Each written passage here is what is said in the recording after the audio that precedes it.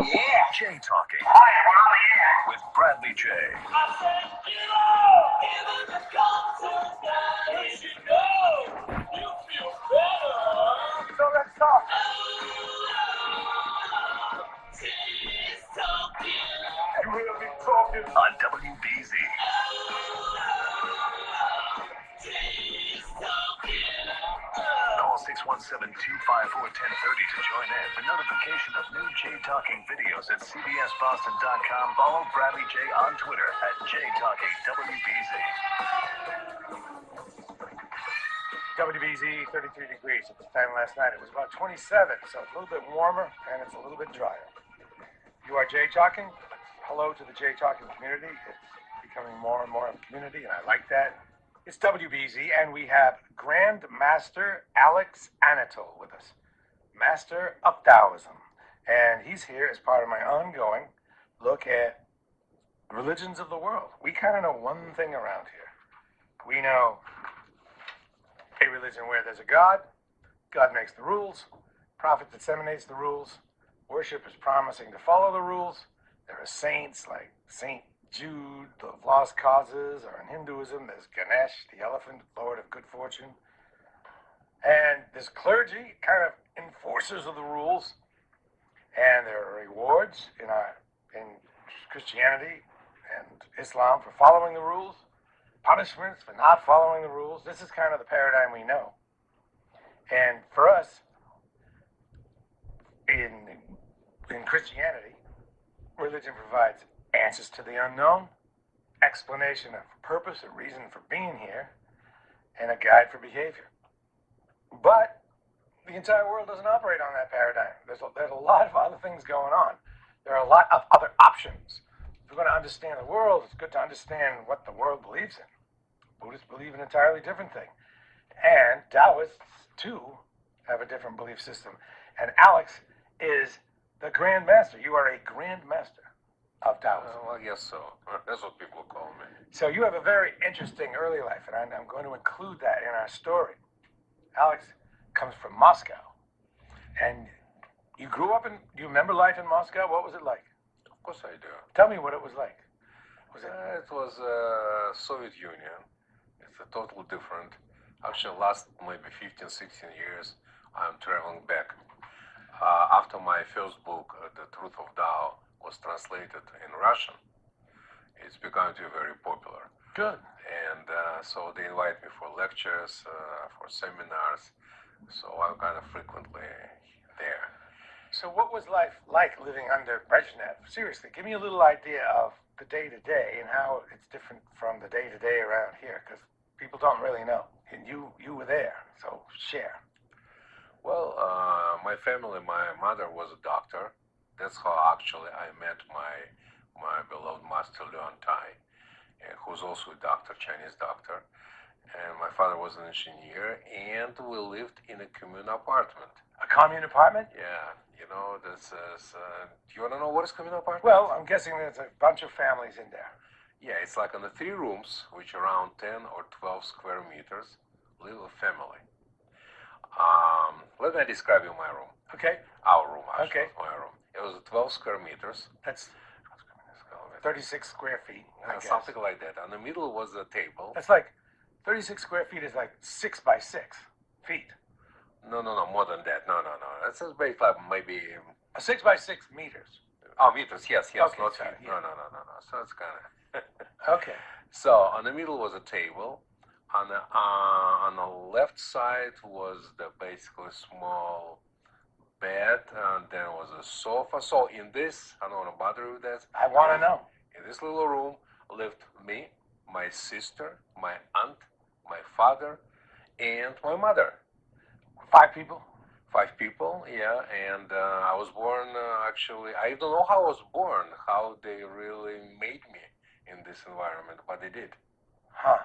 So there are 3 rooms. 1 room. 1 room. There were 3 rooms, but there were 3 families. It's 3 families. Then was the neighbors. So in other neighbors, actually, I remember lived 6 people. In the other family lived again 5 people. So 6, 5, 11, and 5, 16 people with 1 bathroom. With 1 bathroom. Correct. And how did you cook? It was a kitchen, and the kitchen was 3 stoves, and each family has a stove. And if they don't like each other, sometimes they throw something in the soup. So like a you didn't soap. like your neighbor, you would throw something bad in the Some soup? soap, maybe, that was the most gentle thing, actually. Did that happen? Well, yeah. we lived more or less in a peaceful life there, so because it was doctors and. And you did not have to pay for the apartment? Was it free? No, we paid, but that was in Soviet Union with a salary 120 rubles. You paid maybe 3 rubles for apartment. 3? And how about food? Was it a decent? Was food hard to come by? Food was a problem. It was always a problem. You have to stay in line. You have to get it somehow. But again, Soviet Union was a funny country. Actually, it's about the idea that people born equal. So this is all you knew. Did you feel cheated? Did you feel like it was a bad life, or were you perfectly satisfied because that was all you knew? Well, I was a kid. It was perfectly fine. Right. All right. Then somehow, tell me about school. What was school like for you? Did they teach you that the United States was bad? Well, in the United States, yeah, that were capitalists. Yeah. And in Soviet Union, it's a communists. And capitalists actually exploitators. Yeah. And basically everybody's a slave. Right. And a good Soviet Union, everybody's free.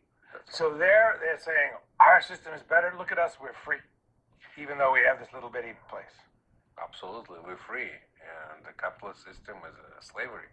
But there were party members that you would see they had better stuff than you. Correct? They had better houses, a better car. They had, what were the 2 kinds of cars? There's a Lada and a what? No, that was a Volga. Volga and a Lada.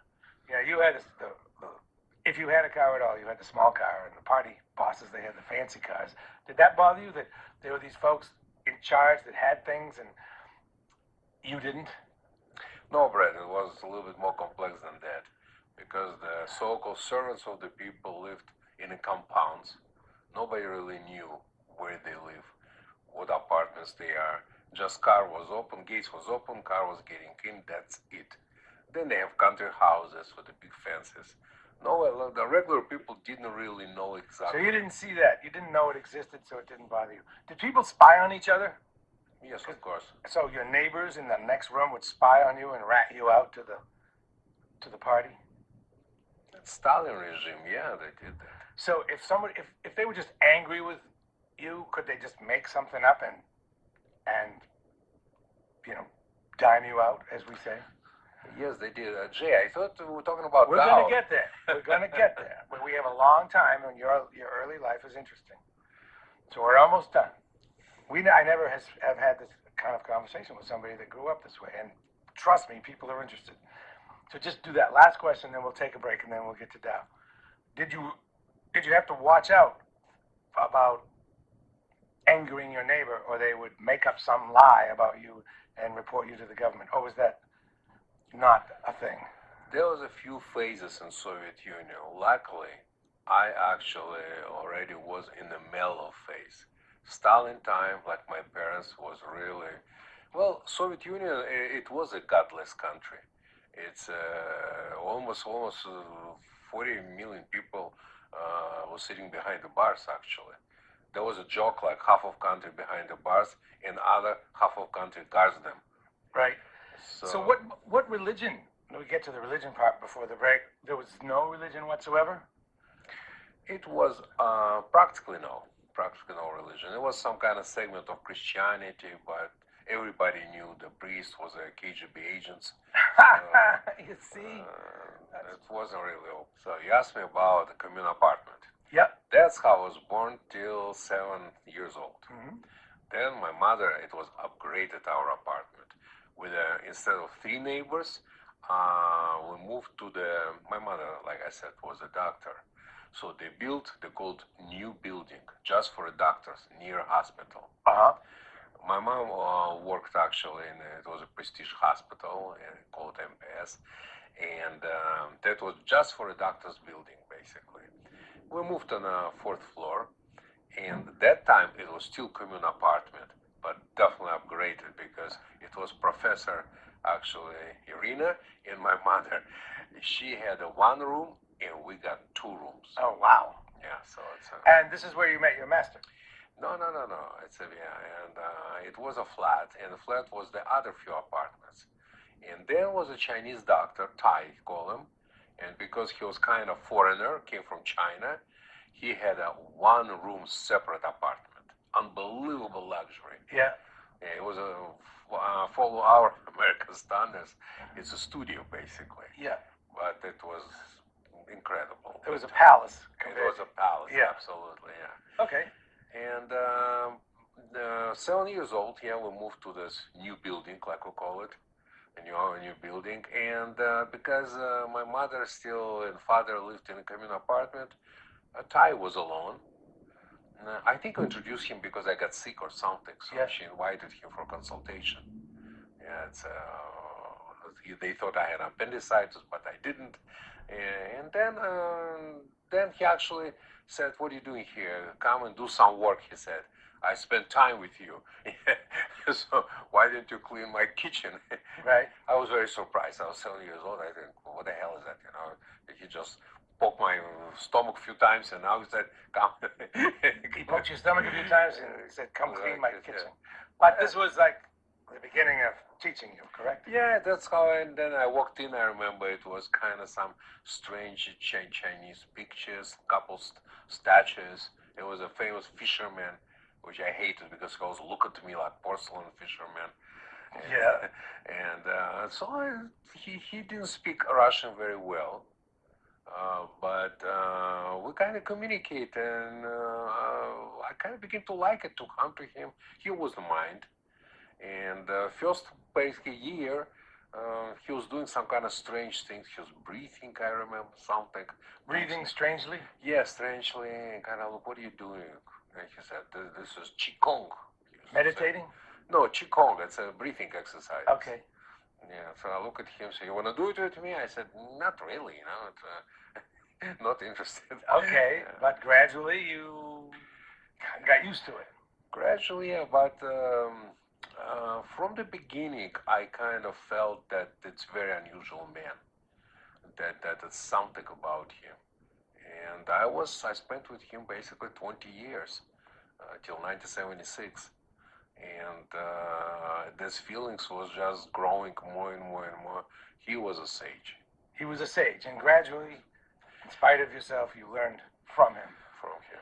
And then you started to get pushback from the government, the Russian government. They started to notice you, correct, as a person who was doing something that they didn't really like. That was beginning to be, let's say, quite uncomfortable, because the classical Taoism exists from a few branches. It's a teachings of Tao, philosophy of Tao. It's meditation, and it's a martial art. So we did the time martial art and Qigong breathing exercises for health. That's what we were doing. And in the beginning, because actually nobody knew what is that Qigong or what is a Tao, nobody knew on that. So, but my mother in the hospital, we could sneak into the physical fitness actually room in the hospital, and we had little classes there. That was going on actually when I was that time almost like 15 years old. And then start very popular Kung Fu, Karate, meditation. And you were teaching classes to other people now? Well, it was totally, well, it was underground, Yeah. totally underground. But you weren't supposed to be doing this. No. It was like 5-6 people in the beginning. Yeah. They 7-8 people. So that was Master Tai said his idea to spread kind of teachings of Tao. But the government started to notice as it got bigger, and you thought you should probably flee. Well, I used to flee when my friend Valery got behind the bars for 5 years just for teaching. Your friend got 5 years in prison for teaching. Prison for teaching. That was really time to go, kind That of. was a wake-up call. Pretty strong wake-up call. You had to come to the United States. How difficult was that? 1976, Brezhnev, right? Well, that was... How did you get out? It was difficult to get out then, correct? It wasn't easy, and finally when I got out, I stepped in New York. I think I had $76.58 in my pocket. You think? That's how I conquered the West. You started with how much? 75.86? So, yeah. And you don't want to share how you were able to get out?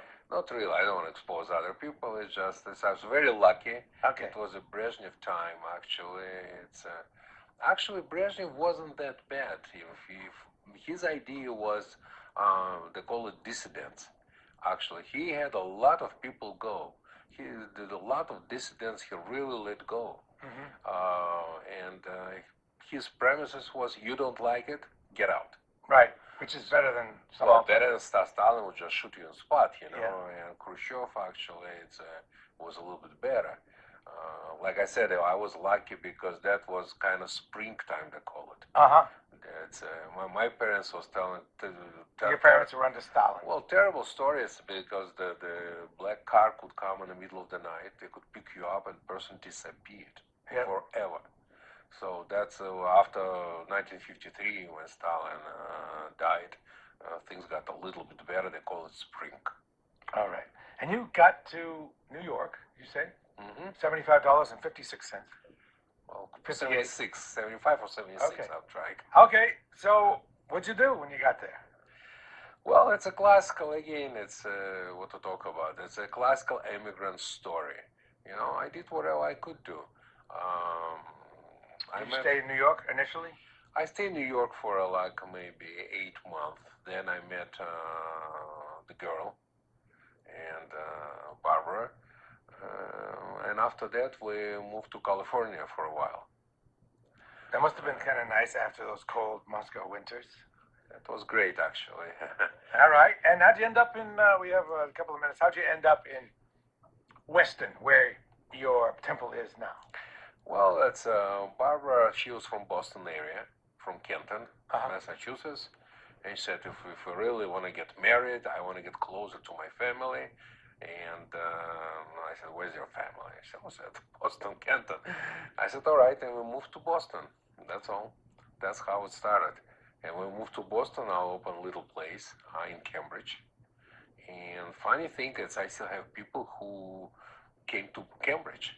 Original members. The original congregation members, actually. So they still with me. All right.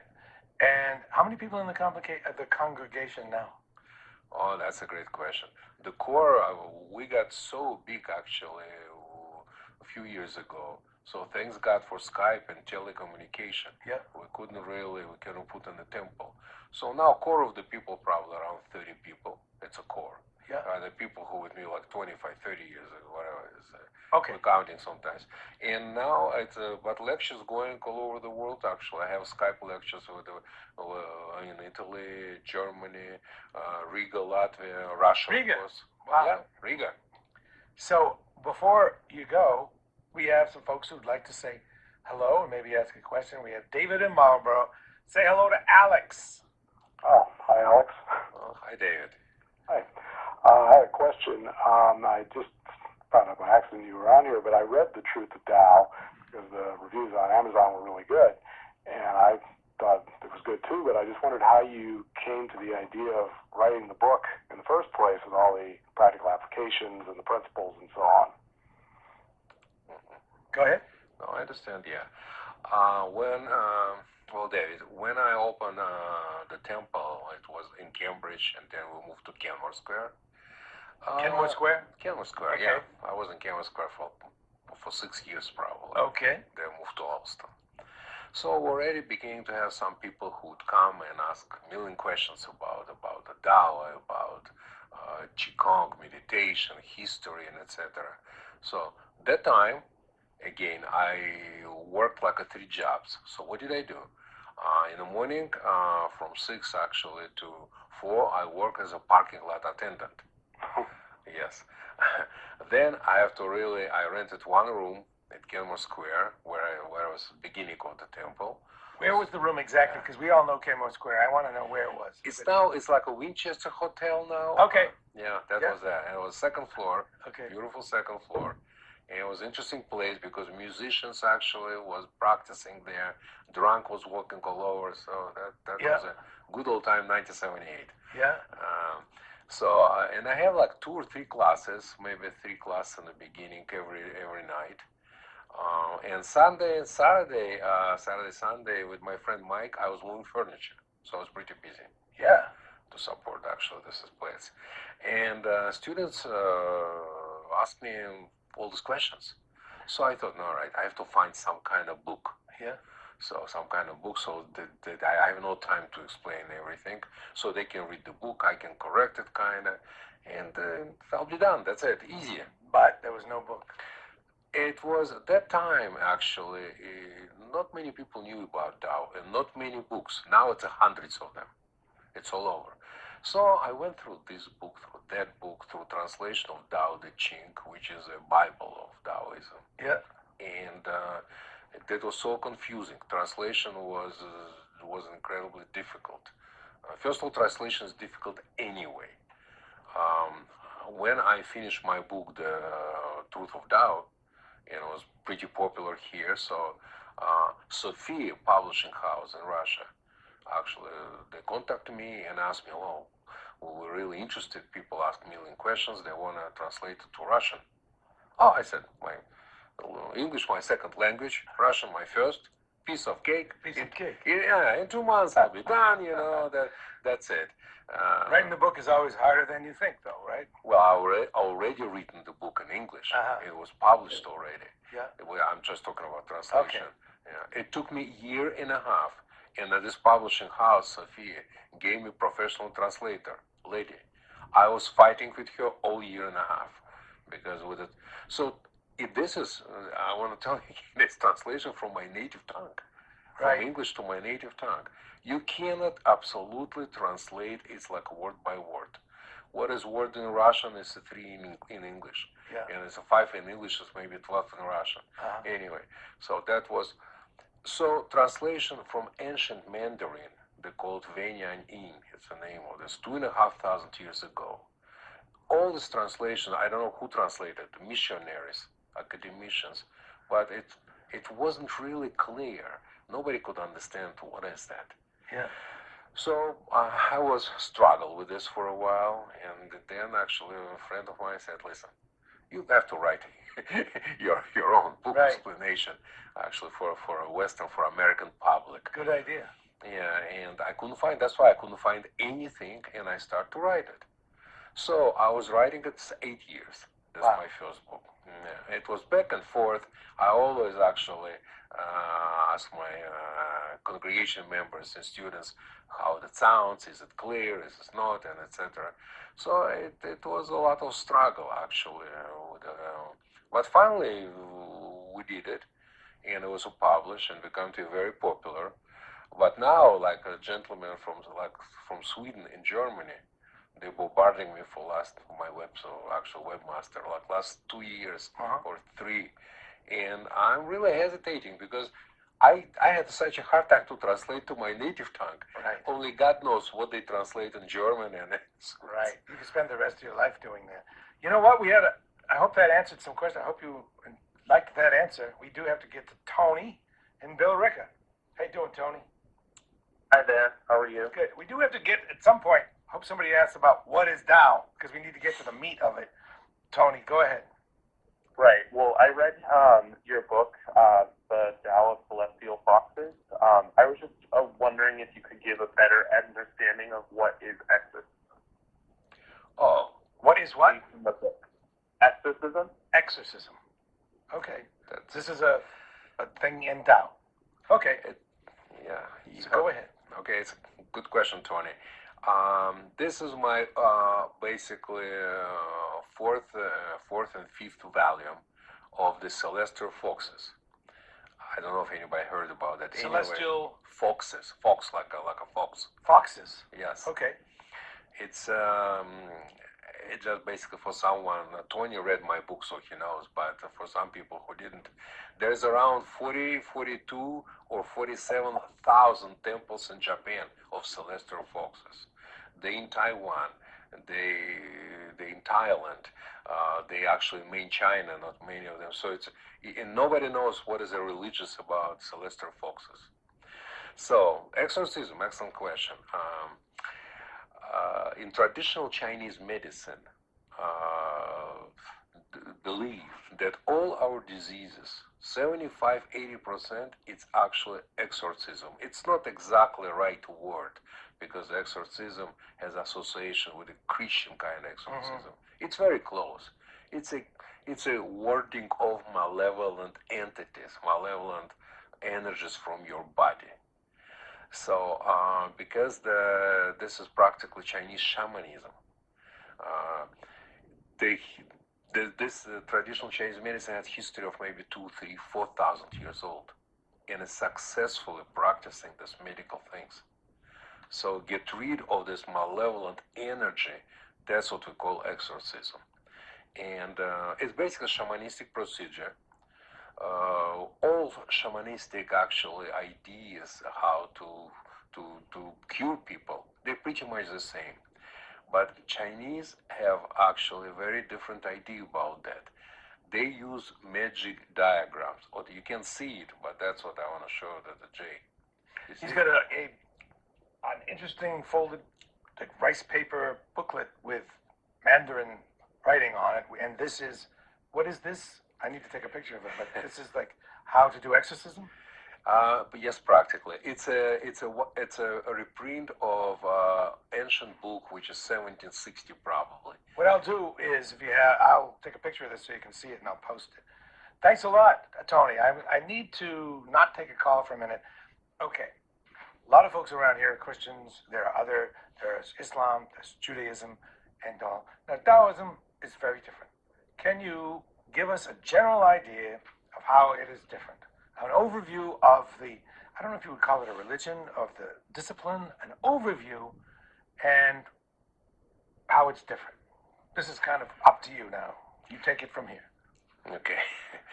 Taoism this is three major religions in China. It is Buddhism, Taoism, and of course Confucianism.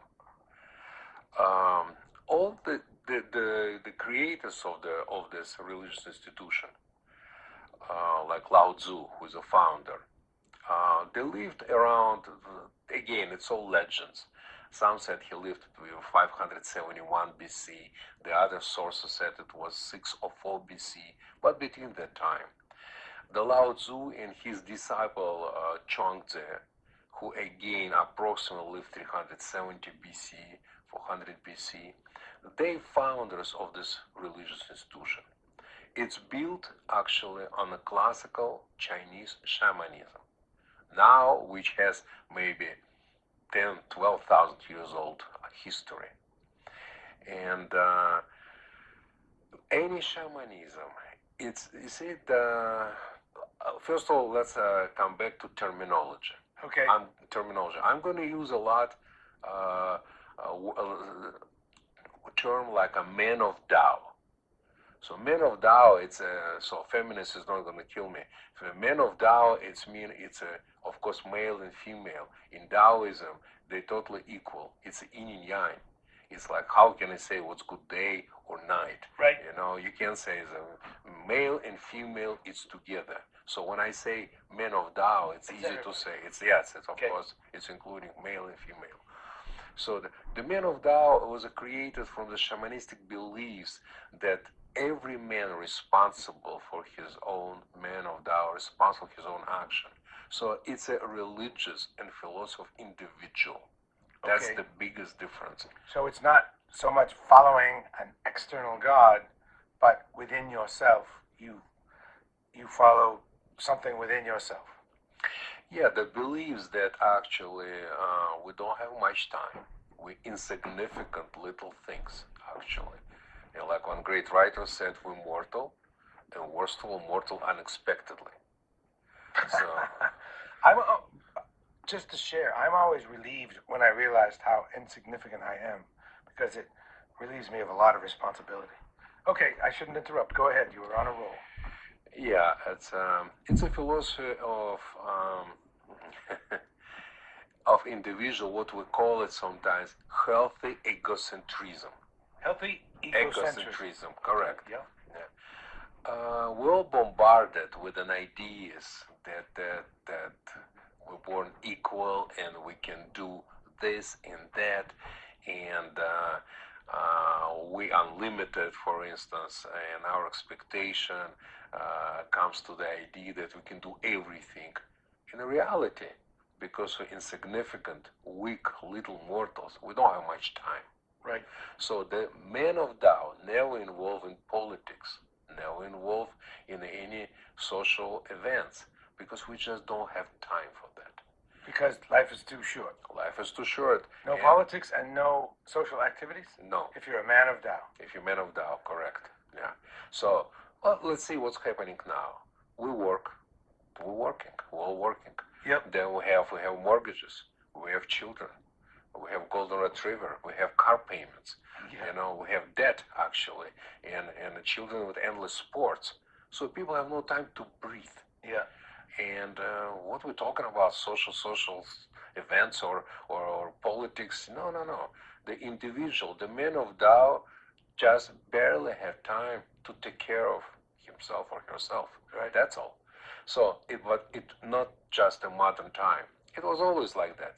Actually, by reading the philosophers and historians 2,000-3,000 years ago, basically nothing changed. Right. Yeah, people were always busy. They all had families. And they didn't really take care of themselves. Right. Yeah, idea is again that life is too short. It's like in Bushido, Japanese said, you have to live every day like it's your last day. So I'm hearing you say, I believe, that we complicate our lives unnecessarily and we need to make them simple. So we have more time to breathe. That's correct. All right. That's correct. Is there anything else that's important for me to know? Of course there is. No, it's a look. I can talk about Taoism. Let me ask you: is there a God? There is higher energy. What we call it great ultimate. Great ultimate. Great ultimate. Yeah. Does it have a? Can you see a picture of it? We can call it Tao, but nobody can understand the great ultimate because we live in a three-dimensional world, and the great ultimate much more beyond that. Okay. Beyond our comprehension. So other religions have rules for you to live by. Does Taoism have rules to live by? Yes, and the worst sin, only one was a really bad sin in Taoism, it's a confusion. Because when a person is confused, he can't see clear picture of the world. So if you don't have clear picture of the world, you can't communicate with the spirits, which can bring your messages to the great ultimate. So that's one of the rules? It's one of the rules. Okay. And how did humans get to know these rules? Was there an initial visionary? Was there an initial someone who had a human who had a revelation? Was there the first person? Well, the legend again. We all have legends. Some kind of Emperor Huan Di who brought knowledge to the people, knowledge of the gods and spirits, because we're such insignificant, weak creatures, and we want to bring our messages to the higher energy. We need some spirits who can bring the messages. Because the great ultimate is too big, too strong. We can't even comprehend it. Tao cannot be even comprehend. Tao is energy, it's everywhere. Okay. So we need someone who'll bring our messages. Okay. Let's try to be concise. We have Marielle and Bill Ricker. Hi, Marielle. Hello. Hi. Hi, Marielle. I was wondering, I've read the first two books, and I'm waiting for the third volume to be available on Amazon. But I would like to ask, what is the meaning of life? Okay, what is the meaning of life? We get that all the time. Go ahead, give it your answer. The meaning of life. You mean basically, why are we here? Yep. Well, okay, good question. Well, Mariel, that's a great question. That's what we all ask. What is the meaning of life? What is that? Follow Taoist alchemy. Our life is a test. That's what we're here. It's how we pass the test. That's how we'll continue our journey in a world after death. So there is a world after death? Yes, follow Taoist beliefs, absolutely. Okay. And we are tested in this life. That determines the kind of lifestyle we lead in the next life. Well, it's not that. The test is that, first of all, life is the way we struggle, no matter what. If you don't struggle, we don't pass the test. Right. So that's what idea of non-interference comes. It's touch a lot of things. That's why Tao man, we never really, we're not missionaries. We're not spreading our beliefs. If somebody wants to be Taoist, they gotta come, and they gotta come to temple, come to master, and beg for teachings. Actually, Okay. that's Good. You're not. I appreciate that. So, life is a test, and that test, Marielle, determines your life in the afterlife.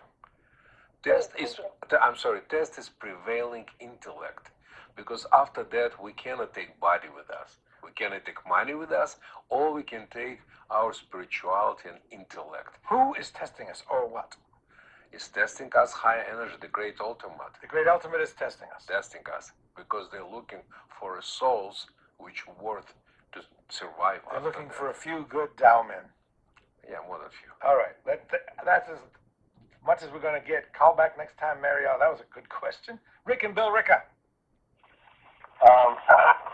Yes, I'm just wondering, I have a question for Master Anthony. Yes. Is it possible to foster your own intellect and spirituality, or do you need to get a teacher? I think he just half answered it, saying that you have to get a teacher, but I was curious because I've read a lot on the subject, is it possible to just read and understand and foster your own spirituality, or Okay. do you need to get a teacher? Let me frame the question for him. He wants to know, Rick wants to know, does he need to get a teacher to understand, or can he read enough without getting a teacher to understand? Well, you need a teacher. Without a teacher, you cannot basically understand the Tao and learn pragmatic aspects of Tao. Because like in the modern time, like in old time, we're bombarded by television, TV, internet, values, which really doesn't really work. We're programmed to things actually which are very destructive for our soul. So you need a teacher. Okay, you need a teacher. Good answer. And well, you have a temple where you are one of the teachers, or the teacher. How can they get in touch with the temple or you? They can write actually to www.tao.org, to webmaster, and www.what? Tao.Tao. Tao.Tao? Yeah. Tao.Tao? Yeah, Tao is pronounced Tao. In English, it's T like a Tom, Right. A like So a that's why you say it. It's www.tao.tao. just Tao.org. Oh, okay.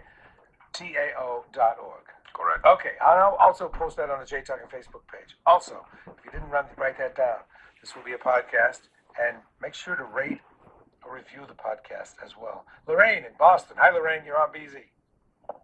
Hi. I have a question. So I was wondering, I have seen in like 37 different translations of the Tao Te Ching, and they all have very different, in some cases, contradict each other. So how did you come to understand the correct translation? That's an excellent question. There are a lot of versions. How did you come to understand which one was the right one? That's correct. There is a key, I call it key actually, of which you can unlock the translation. Like for instance, you can read chapter 1, and if key is correct, you understand it. Then you chapter 25. If key is correct, again you understand it. It basically consistency of understanding. It cannot be. I understand what you mean, because your question is a lot of people ask me the same question. They read one chapter and it seems like that. Then they read 28 chapter and it seems totally contradict. So you look for the thing that seems least contradictory, the version that is least contradictory. That's correct. And that's what actually I call it key method. You have to explain it so clearly that people can read the whole 81 chapter and have consistency of understanding. Okay. Thank you very much. And we do have to, wow, we're done. I'm sorry to the rest of you on hold. We would hold you over, but I have another guest. You please come back, because as you can see, and it's a surprise to you, how interested people are. I know that there are folks that would be shocked that there's so much interest in this comparative religion, and particularly the Tao and Taoism. I thank you very much for coming out late and putting up with me, and you're invited back right away so we can continue this while it's still fresh in our mind. And the book is The Truth of Tao and Essence of Tao. Essence of Tao.